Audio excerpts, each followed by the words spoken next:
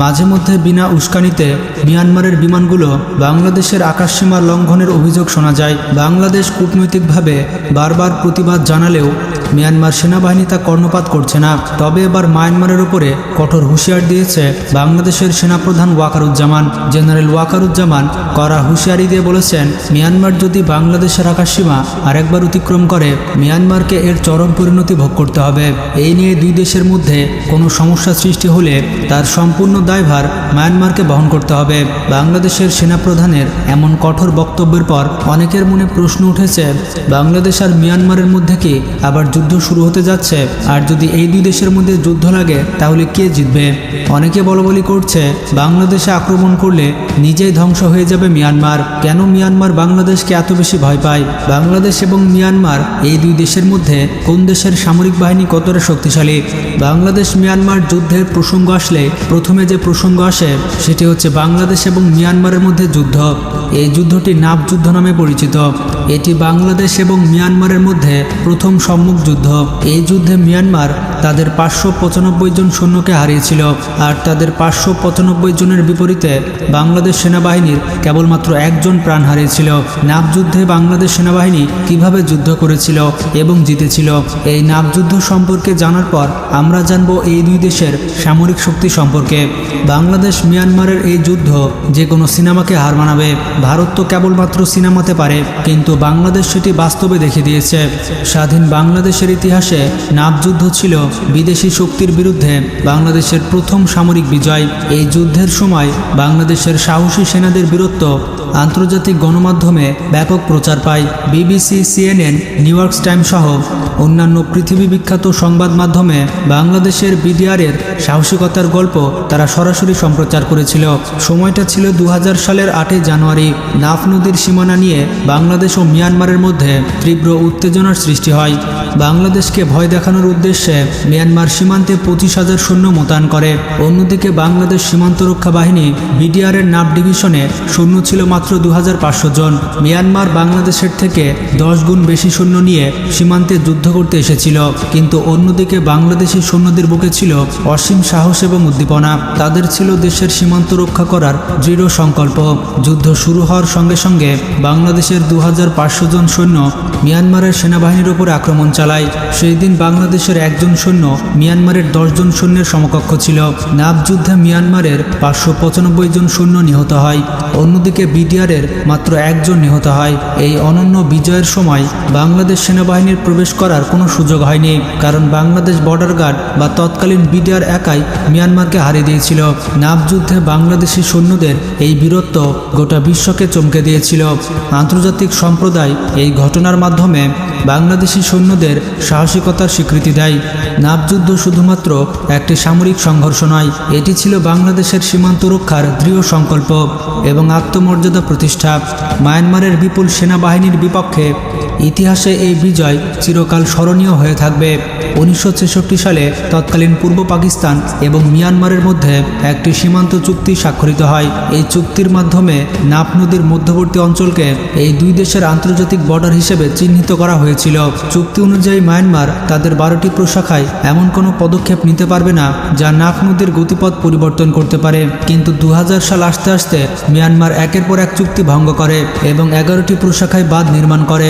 এই বাঁধগুলো নির্মাণের ফলে নাফ নদীর মূল প্রবাহ বাংলাদেশের দিকে সরে আসে। এই কারণে বাংলাদেশ 2500 একর জমি হারিয়ে ফেলে।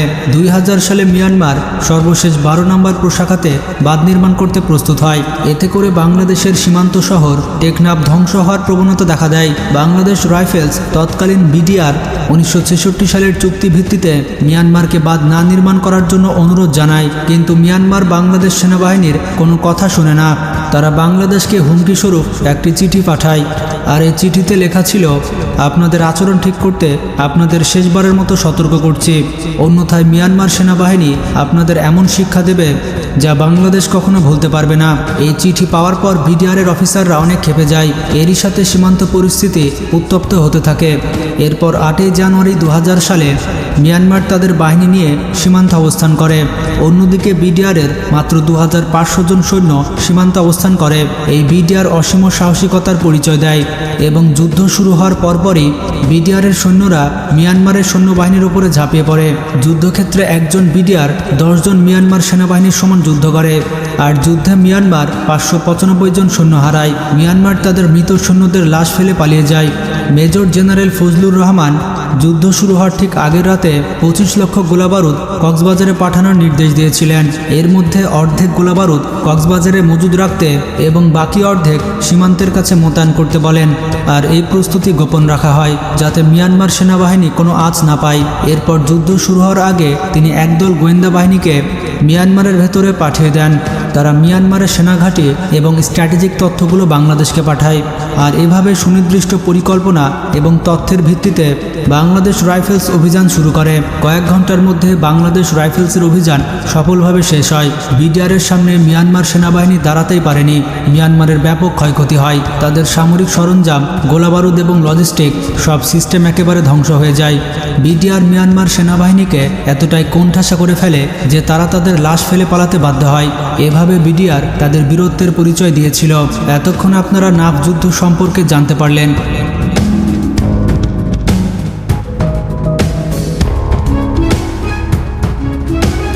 এবার আমরা জানব বর্তমানে সামরিক শক্তির দিক থেকে বাংলাদেশ এগিয়ে নাকি মিয়ানমার এগিয়ে। চলুন বাংলাদেশ এবং মিয়ানমারের মধ্যে সামরিক তুলনা করে আসি। তো সামরিক দিকে যাওয়ার আগে ভৌগোলিক এবং অন্যান্য দিকে দেখে আসি। বাংলাদেশের অবস্থান দক্ষিণ এশিয়ায় সবথেকে গুরুত্বপূর্ণ অবস্থানে রয়েছে। মানে চীন এবং ভারতের মতো পারমাণবিক শক্তিধর দেশের পাশেই বাংলাদেশ অবস্থান করছে এবং প্রায় একই অবস্থানে রয়েছে মিয়ানমার। আর এ কারণে বাংলাদেশ এবং মিয়ানমার খুবই গুরুত্বপূর্ণ ভারত এবং চীনের কাছে। আর এই অঞ্চলে কোন সময় যুদ্ধ বাঁধবে তা নিয়ে সবসময় মুখে রয়েছে আমেরিকা। যুদ্ধক্ষেত্রে বাংলাদেশ এবং মিয়ানমার দুই দেশেরই প্রতিবন্ধকতা রয়েছে। বাংলাদেশের সাথে যদি মিয়ানমারের যুদ্ধ হয় তাহলে সেই যুদ্ধ চালিয়ে যাওয়া মিয়ানমারের জন্য অত্যন্ত কঠিন হবে। কারণ বাংলাদেশের সীমান্তে ঘেঁষা রাখাইন প্রদেশটি মিয়ানমারের মূল ভূখণ্ড থেকে আলাদা। কারণ রাখাইন প্রদেশ এবং মিয়ানমারের মধ্যে বিশাল বিশাল পাহাড় আছে। তাই এত বড় বড় পাহাড় পার হয়ে যুদ্ধ করা মিয়ানমারের জন্য অসম্ভব হয়ে দাঁড়াবে। এই কারণে রাখাইন প্রদেশে আরাকান আর্মিদের সাথে লড়াই সুবিধা করতে পারছে না মিয়ানমার। যদি কথা হয় আয়তনের দিক থেকে তাহলে বাংলাদেশের থেকে মিয়ানমার 4.5 গুণ বড়। তবে মিয়ানমারের জনসংখ্যা অনেক কম। মিয়ানমারের জনসংখ্যা বাংলাদেশের মোট জনসংখ্যার 3 ভাগের 1 ভাগ।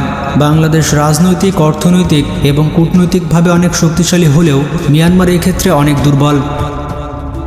তবে সামরিক শক্তির প্রসঙ্গ আসলে মিয়ানমার অধিকাংশ ক্ষেত্রে এগিয়ে রয়েছে। যেমন গ্লোবাল ফায়ার পাওয়ারের সর্বশেষ র্যাঙ্কিংয়ে বাংলাদেশের অবস্থান 37তম, যেখানে মিয়ানমারের অবস্থান 35তম। সামরিক শক্তির দিক থেকে বাংলাদেশের থেকে 2 ধাপ এগিয়ে আছে মিয়ানমার।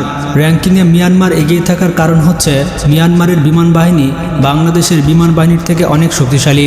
তবে মিয়ানমারের থেকে বাংলাদেশের সামরিক বাজেট 3 গুণেরও বেশি। বাংলাদেশের সর্বশেষ সামরিক বাজেট $7 বিলিয়ন, যেটা আজ পর্যন্ত বাংলাদেশের সবথেকে বড় সামরিক বাজেট। অন্যদিকে মিয়ানমারের সামরিক বাজেট হচ্ছে $2 বিলিয়ন। তবে কম সামরিক বাজেট নিয়েও মিয়ানমার বাংলাদেশের থেকে অনেক বেশি অস্ত্র কিনে থাকে। সামরিক শক্তির পাশাপাশি গুরুত্বপূর্ণ বিষয় হচ্ছে দুই দেশের অভ্যন্তরীণ পরিস্থিতি। মিয়ানমার এই মুহূর্তে ভয়ঙ্কর গৃহযুদ্ধে লিপ্ত। বিশেষ করে বাংলাদেশের সাথে মিয়ানমারের যে রাজ্যটি রয়েছে সেই রাখাইন রাজ্য অনেকটাই হাতছাড়া হতে যাচ্ছে মিয়ানমারের। মিয়ানমারের জান্তা বাহিনীর বিরুদ্ধে লড়াই করছে রাখাইন প্রদেশের আরাকান আর্মিরা, যারা মূলত রাখাইন বা মগ জাতিভুক্ত। আরাকান আর্মি যদি এই যুদ্ধে জিতে যায় তখন রাখাইন বা আরাকান হবে বাংলাদেশের নতুন প্রতিবেশী। তাই মিয়ানমার সেনাবাহিনী আপ্রাণ চেষ্টা করছে রাখাইনকে বাঁচাতে এবং নিজেদের হাতে রাখতে। বাংলাদেশ এবং মিয়ানমার দুই দেশই প্রধানত চীনের অস্ত্রের উপরে নির্ভর করে থাকে। দুই দেশের সামরিক বাহিনীতে সবথেকে বেশি চায়নার অস্ত্র রয়েছে। তবে বাংলাদেশ এবং মিয়ানমারের বিমান বাহিনীতে সবথেকে বেশি রয়েছে রাশিয়ান যুদ্ধবিমান। তবে বাংলাদেশ সাম্প্রতিক সময়ে অস্ত্রের জন্য তুরস্ক, ইউরোপ এবং আমেরিকার দিকে ঝুঁকেছে। আর এদিকে মিয়ানমার অস্ত্র কিনছে ভারত এবং পাকিস্তান থেকে। অর্থাৎ বাংলাদেশ এখন মিয়ানমারের থেকে অস্ত্রের তুলনায় উন্নত প্রযুক্তির অস্ত্র কিনতে যাচ্ছে।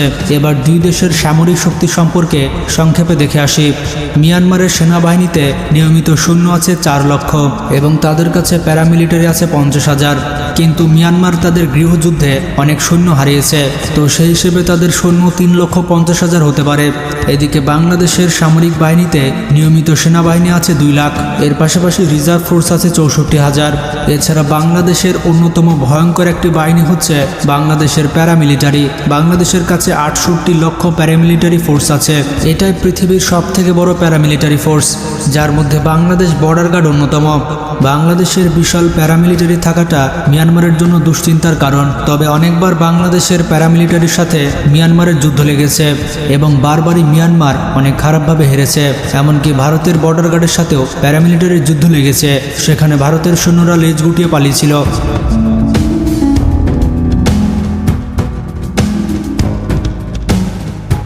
তো যাই হোক, মিয়ানমারের সেনাবাহিনীর কাছে ট্যাঙ্ক রয়েছে 664টি, তাদের কাছে আর্মড ভেহিকেল আছে 1700টি, ছোট বড় সব মিলিয়ে আর্টিলারি এবং রকেট প্রজেক্টর রয়েছে 2500টি।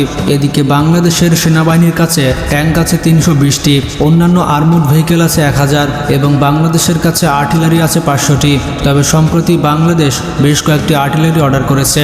বাংলাদেশের কাছে সবথেকে শক্তিশালী ট্যাঙ্ক রয়েছে চায়নার তৈরি লাইট ট্যাঙ্ক VT5, এরকম 45টি ট্যাঙ্ক রয়েছে বাংলাদেশের কাছে। এছাড়াও তুরস্ক থেকে কেনা মাল্টিপল রকেট লঞ্চার বাংলাদেশের আক্রমণ ক্ষমতা অনেকটাই বাড়িয়েছে।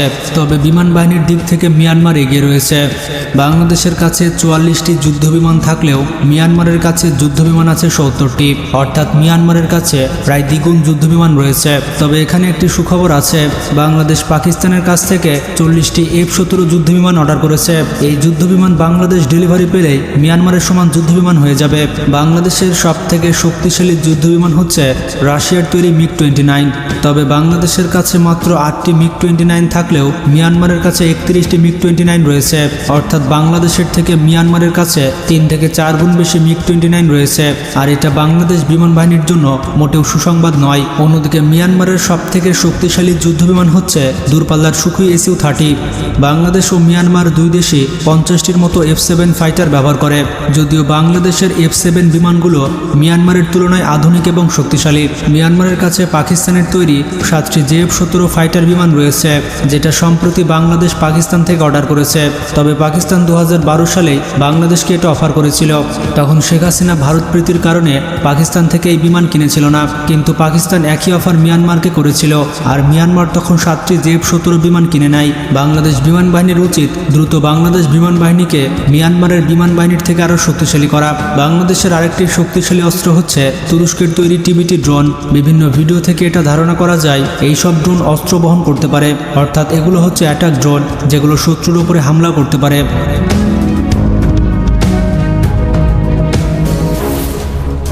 এবার আসা যাক সবথেকে গুরুত্বপূর্ণ বিষয় নৌবাহিনী সম্পর্কে। বাংলাদেশের সাথে মিয়ানমারের সবথেকে বড় বিবাদ হচ্ছে সাগর নিয়ে।